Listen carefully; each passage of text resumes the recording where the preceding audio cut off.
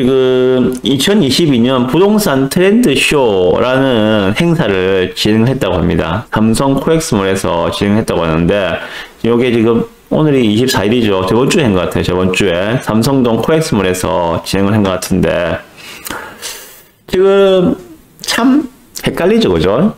어떤 사람들은 서울의 지금 주택시장을 보고, 야, 이제 완전한 하락기에 접어들었어. 너희들 집 사면 큰일 나. 금리 오르는 거 봐. 난리 났어. 이렇게 말하시는 분들도 있고, 또 어떤 분들은, 아니야. 아직까지 대세 상승은 지속되고 있어. 지금은 이렇게 조정받고 있지만은, 그리고 지금 거래량이 완전히 그 다운된 바닥 거래량이기 때문에 이걸 정상적인 거래로 정상적인 시장이라고 볼 수가 없어. 시장이 다시 정상화되면은 다시 뭐 21년처럼 그렇게 미친 듯한 폭등은 아니겠지만은 다시 상승으로 돌아설 거야. 이 두 가지 의견들이 정말 팽팽하게 맞서고 있습니다. 근데 요즘에는 보니까는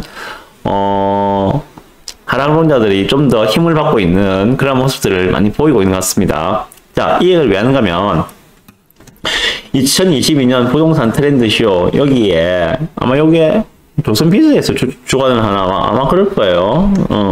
여기에 지금 상승론과 하락론을 좀 대변을 하시는 그 두 분이 나와서 강의를 하셨는가 봐요. 예전 코로나 시국에는 요걸 그 온라인으로 해서 다 볼 수가 있었거든요. 작년에 제가 본 것 같은데 머니쇼라든지 부동산 트렌드 쇼를 갖다가 제가 온라인으로 다 지켜봤었는데 올해는 이걸 오프라인으로 진행했거든요. 그래서 가지 않으면 볼 수가 없었어요. 제가 서울에 안 갔습니다.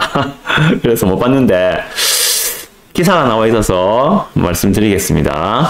자, 두 분에 대해서 지금 대표적인 두 분에 대해서 인터뷰를 따가지고 넣은 것 같은데, 먼저 이상우 인베이드 투자자문 대표님, 이상우 대표님의 말씀하신 의견은 경기 침체 우려가 불거진 지금이 오히려 내 집 마련의 기회가 될 수 있습니다. 금리가 다시 내리길 기다리면 늦을 수 있습니다. 라고 말씀하신 것 같아요. 그리고 김기원 리시고 대표, 이분은 데이터에 기반해서 부동산을 분석을 하시는 대표적인 분이시고, 최근에 하락에 대해서, 최근이 아니죠. 정확하게는 작년도 말부터 이분은 하락으로 돌아선다고 말씀을 많이 하신 분입니다. 이분은 부동산 시장에서 조정 장세가 상당히 길어질 수 있습니다. 조정 폭도 예상보다 커질 수 있으니 당분간은 투자에 유의해야 합니다. 라고 말씀을 하셨다고 합니다. 19일 서울 강남구 삼성동 코엑스에서 2022 대한민국 부동산 트렌드쇼가 개막했다 라고 하고 있네요. 사람들 많이 가신 것 같아요. 보니까는 이제 요즘은 거리두기 이런 게 없으니까 마스크 쓰고 갔지만은 많이 가신 것 같습니다. 첫 연사로 나선 이상우 대표는 과잉 유동성의 시대가 끝나면서 부동산 시장은 초양극화 국면에 접어들 것이라며 실거주용 주택을 사거나 좀 더 입지가 좋은 지역으로 옮길 의사가 있는 사람이라면 지금 움직이는 것을 추천한다고 말했다고 하시네요. 네. 그리고 당분간 부동산 투자에 유의해야 한다는 목소리도 나왔다. 빅데이터로 알아보는 하반기 이후 부동산 시장과 대응 전략 세미나에 참여한 김기원 리시고 대표는 지금 전국 상당수 지역 아파트 가격이 본질 가치보다 과도하게 비싸다고 말했다. 그래서 주의를 하시라고 말씀을 하셨다고 합니다. 그리고 이분도 좀 유명한 분이죠. 김재경 소장님, 투미부동산 컨설팅 소장님. 지난 몇 년처럼 집값이 대세 상승하긴 어려워도 수도권 인기 지역의 재건축, 재개발은 입지의 희소성과 정부 규제 완화에 따른 수혜가 기대된다. 이분은 재개발, 재건축을 많이 밀고 계시는 분이죠. 네, 그렇다고 합니다. 네. 자, 완전히 상반되는 의견이잖아요. 그죠? 완전히 상반되는 의견들이 아직도 좀 시장에서 뭐 이렇게 주장하는 분도 있고 이렇게 주장하는 분도 있는데, 이럴 때일수록 정말 나의 기준이 없으면은 남의 말만 듣고 해서는 내가 뭐 투자를 한다는 결정을 하는 것과 나 투자를 하지 않을 거야 라는 결정을 하는 것과 어떤 식으로든 결정을 하겠죠. 그 결정에 따른 대가는 본인이 책임을 져야 됩니다. 이분들이 책임져 주는 게 아니거든요.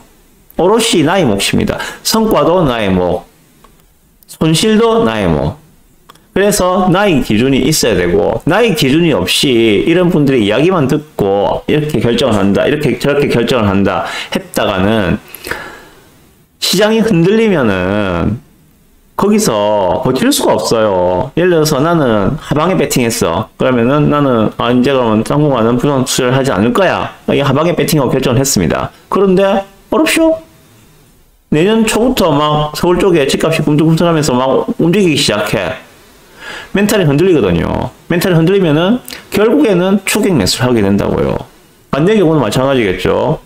야, 나는 내년에는 분명히 다시 오를 것 같아. 그래서 지금 투자를 해야 되겠어. 투자를 한다고 결정을 했어요. 그죠? 그래서 집을 매수를 했어요. 실거주든지 뭐든지 간에 집을 매수를 했습니다. 어렵죠? 근데 내년이니까 더 떨어져. 못 버티는 거예요. 그러면은. 던질 수밖에 없거든요. 그러면은. 자산 손실이 눈에 보이는데, 물론 그에 대한 대책을 충분히 만들어 놓고 여윳돈을 했다면 크게 문제가 안 되겠지만은, 그게 아니라면은 멘탈이 버티기 힘들거든요. 그런 조건을 말씀드립니다. 그래서 이 부분에서 코멘트를 말씀드리겠습니다. 자, 현재 거래 절벽이 이어지고 있다는 것은 뭐 다들 잘 아시고 계실 거라 생각됩니다. 현재 거래 절벽 속에서도 드문드문 나오는 거래는 신저가가 나오고 있죠. 그죠? 이전보다도 많이 떨어진 가격에 거래되는 것들이 많이 나오고 있습니다.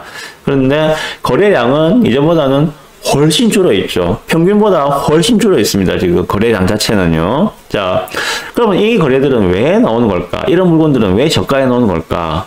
안 팔면 안 되는 물건이겠죠.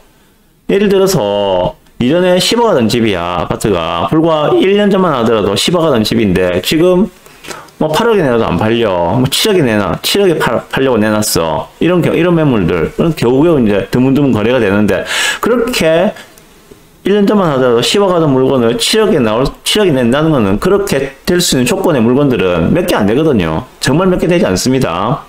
아니, 누가 10억 하던 물건을 7억에 지금 사연이 있지 않고서야 던질 수가 있겠습니까? 그죠? 안 팔면 안 되는 물건이기 때문에 그런 거겠죠. 안 팔면 안 되는 물건. 가장 대표적인 경우는 그런 거죠. 1가구 2주택 양도세 비과세 기간이 종료되기 직전의 물건들. 가장 대표적이죠. 그 안에 팔아야지만이 비과세 혜택을 볼 수가 있는데, 그게 지나가버리게 되면은 2주택이 되어서 비과세 혜택을 받을 수가 없어. 그러면 세금분보다는 조금 더 남는다면은 자기는 팔 거야. 이런 물건들이 금매로 나온다는 것들이죠. 자, 그리고 금리 부분도 말씀드려야 되는데, 금리가 아마 이번 달에 또 그 금융통화위원회가 있겠죠. 그죠? 하면은 또 오르겠죠. 금리가. 금리 인상의 공포가 지금 꽤 크게 먹히고 있다는 생각이 듭니다. 일반인들한테. 지금 아마 코피스가 올라가면서 지금 주담대 가지고 계시는 분들, 저번 달까지는 아마 4%대에서 그 이자를 감당을 하셨다면은, 지금은 이제 아마 다음 달부터는 5% 중반에서 아마 감당을 하셔야 될 거예요. 코피스가 많이 올랐거든요. 1% 이상이 오른 걸로 되어 있거든요. 그래서 금리 인상에 대한 이제 직격탄을 피부로 실제로 느낄 수 있지 않겠는가 하는 생각이 듭니다. 다음 달 되면은. 자, 금리를 올린 이유는 뭘까요? 금리를 올린 이유는, 금리를 왜 올렸습니까? 우리나라에서. 크게 두 가지였죠. 첫 번째, 물가가 너무 올라. 인플레를 잡기 위해서 올렸잖아요. 그죠? 두 번째, 미국이 막 금리를 올리고 있어. 근데 한국이 금리 안 올리면은 금리 역전이 일어나잖아요. 그럼 어떻게 됩니까? 외국 자본들이 빠져나가겠죠. 그죠? 외국 자본들이 그 금리가 높은 미국으로 빠져나가겠죠. 한국에 있지 않고. 그렇게 외국 자본이 유출되는 걸 방지하기 위해서 한국도 적어도 미국의 기준금리만큼은 따라가야 된다. 그래서 지금 올라가고 있는 그런 상황들이에요. 그죠? 자, 그러면 가장 크게 말씀드린 게 결국 인플레를 잡기 위해서 금리를 올렸다. 그게 이제 그 금통위에서 발표는 그렇게 많이 하고 있죠. 그죠? 자, 그러면 최근에 급격한 인플레는 왜 발생했는가? 왜 발생했습니까? 다 아시잖아요. 원자재의 급격한 상승이었죠. 그죠? 특히 석유, 석탄, 가스, 이런 에너지 가격 급등이 주요한 원인이었죠. 그 기저에는 러시아, 우크라이나 전쟁도 있었죠. 그죠? 네. 이로 인해서 이런 부분들 때문에 무역수지 적자도 지금 뭐 넉 달째, 5달째 이어지고 있는 그런 상황들입니다. 자, 개인으로 돌아봅시다. 개인으로 보면 어떻습니까, 지금?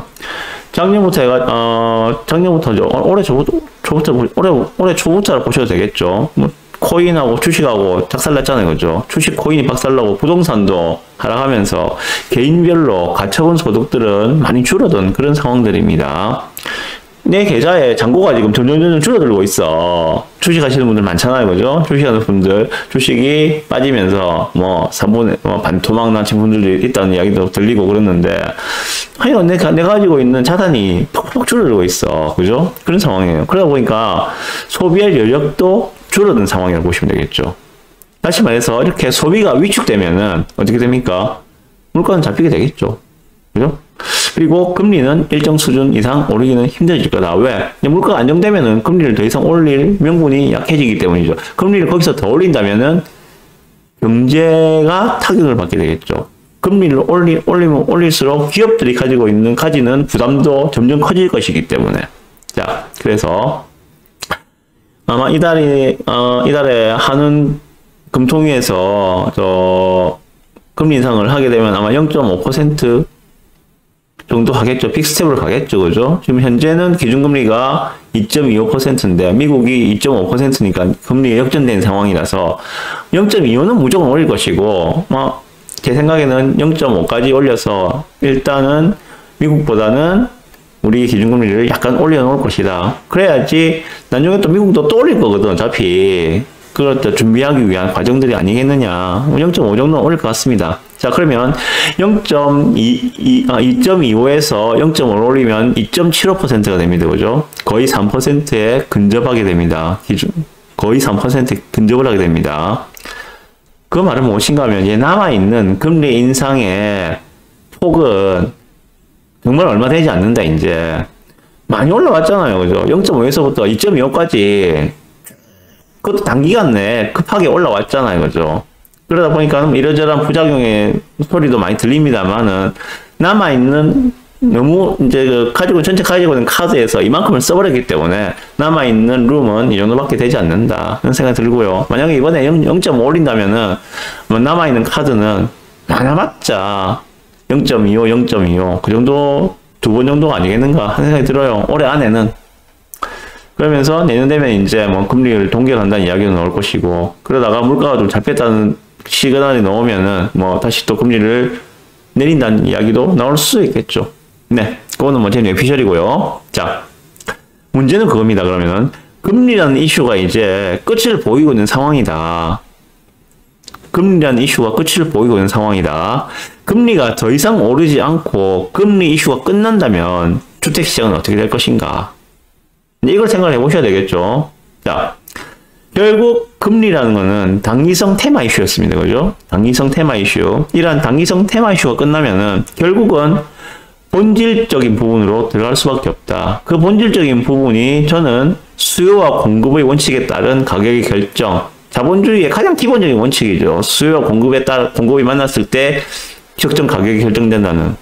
거기에 따라서 결정되지 않겠는가 하는 생각이 들어요. 현재는 금리라는 그 변수가 워낙 크게 적용을 하고 있는데 이제 금리가 거의 끝을 보이고 있다는 그런 상황에서 남아있는 공간이 얼마 내기 때문에 룸이 얼마 내기 때문에 이게 금리라는 이슈가 끝난 뒤의 상황은 다시 수요와 공급으로 돌아갈 수밖에 없을 것이다. 그래서 여기서 이상호 대표가 이야기하고 있는 금리가 다시 내리길 기다리면 늦을 수도 있다 라고 이야기하는 게 아닌가 하는 생각이 들어요. 자, 그리고 오늘 이야기 너무 길게 하는데 김기현 대표 이야기도 좀 말씀을 드리겠습니다.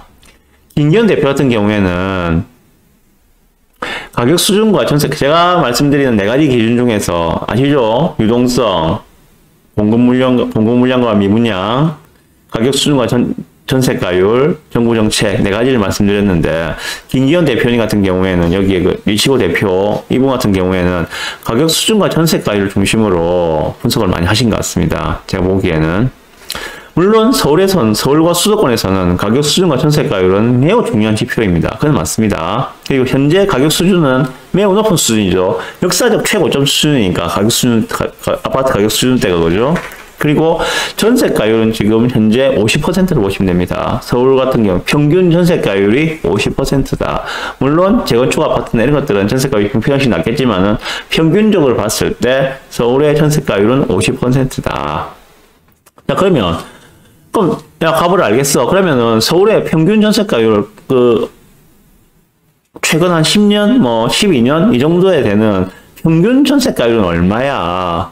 지금 50%라고 하는데 전세가율이 평균 전세가율은 얼마야? 예, 평균 전세가율은 제가 2011년부터 한번 쭉 집계를 해보니까 2011년부터 현재까지의 평균 전세가율은 60%였습니다. 어떨 때는 40%일 때도 있고 어떨 때는 70%가 넘을 때도 있었어요. 그렇지만 평균을 내보니까는 한 60%가 되더라는 거죠. 자, 그러면 결국은 현재의 전세가율 50%는 전세가율 60% 평균으로 회귀를 하려고 하겠죠. 지금은 12년간의 전세가율 평균보다도 지금 낮은 상태이기 때문에. 자, 그러면 전세가율을 올리기 위해서는 두 가지 방법이 있죠. 그죠? 전세가 자체가 올라가는 방법. 현재 전세가보다 10%가 올라서 50%에서 60%를 맞추는 방법이 있을 것이고, 두 번째, 전세가가 그대로 있다면은 매매가가 내려와서 전세가율 60%를 맞출 수가 있겠죠. 자, 그러면 현재 전세가가 5억이다 칩시다. 그죠? 예를 들어서 전세가가 5억이다. 근데 집값이 10억이에요. 그죠? 그럼 50% 아닙니까? 요게 전세가율 60%를 맞추기 위해서는 매매가가 한 8억 3천이 돼야 돼. 한 17%가 빠져야 돼요, 매매가가. 그러면은 전세가율 60%를 맞출 수가 있습니다. 그렇게 해서 전세가율 60%를 맞출 수 있을 것이고, 두 개가 병행될 수 있을 것이고, 어떤 방법이 나올지는 저도 알 수가 없습니다만은, 그건 두 가지 방법이 있습니다. 자, 그런데 이거는 분명합니다. 전세가에 가장 영향을 미치는 것은 입주 물량입니다. 네, 말씀드렸죠, 그죠? 입주 물량이 터지면은 전세가는 무조건 안정된다 라고 말씀드렸습니다. 그런데 서울 같은 경우에는 입주 물량이 적어도 2024년까지는 매우 부족한 구간이다. 이러한 입주 물량이 매우 부족한 구간에서 전세가가 그대로 안정되고 매매가가 떨어져서 전세가율 60%로 맞춰줄 수 있을 가능성이 높은가? 아니면 전세가가 올라서 매매가는 약보합으로 간다고 했을 때 매매가는 약보합으로 가더라도 전세가가 올라서 전세가율 60%를 맞출 가능성이 높은 것인가? 지켜보시죠. 어떻게 되는지. 내년 이맘때쯤 되면은 어느 정도 가닥이 잡혀 있겠죠. 네.